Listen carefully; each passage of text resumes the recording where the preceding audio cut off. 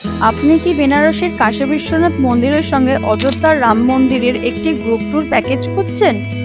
তাহলে চলুন ভারত তীর্থ দর্শনের সাথে ঘুরে আসি 7 দিন 6 রাত্রের বেনারসের সাথে অযোধ্যা রাম মন্দিরের একটি গ্রুপ ট্যুর, যেটি শুরু হবে হাওড়া রেলওয়ে স্টেশন থেকে।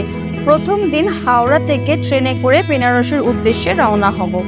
দ্বিতীয় দিন আজ আমরা লখনউ রেলওয়ে স্টেশনে পৌঁছাবো। পৌঁছে হোটেলে চেক ইন করব। তারপর দুপুরের খাবার শেষ করে আজকে আমরা লখনউয়ের বিখ্যাত দর্শনীয় স্থানগুলো দেখতে যাব। আমাদের গন্তব্য হবে ছোট ইমামবাড়া, বড় ইমামবাড়া এবং রুমি দরওয়াজা।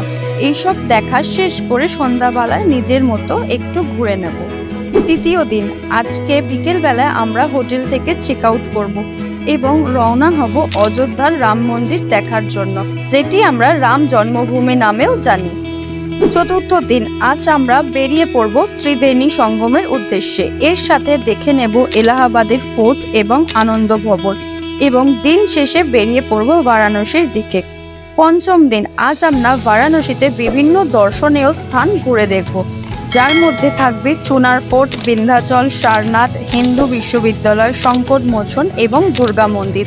এবং সন্ধেবেলায় দেখে নেব আশিঘাটের সন্ধ্যারতি, যেটি হলো বেনারসের মূল আকর্ষণ। ষষ্ঠ দিন আজকে আমাদের যাত্রার শেষ দিন। আজকে ভোরবেলা আমরা বেরিয়ে পড়ব কাশী বিশ্বনাথ মন্দিরের পরিদর্শনের জন্য, যেটি 12টি জ্যোতির্লিঙ্গর মধ্যে একটি।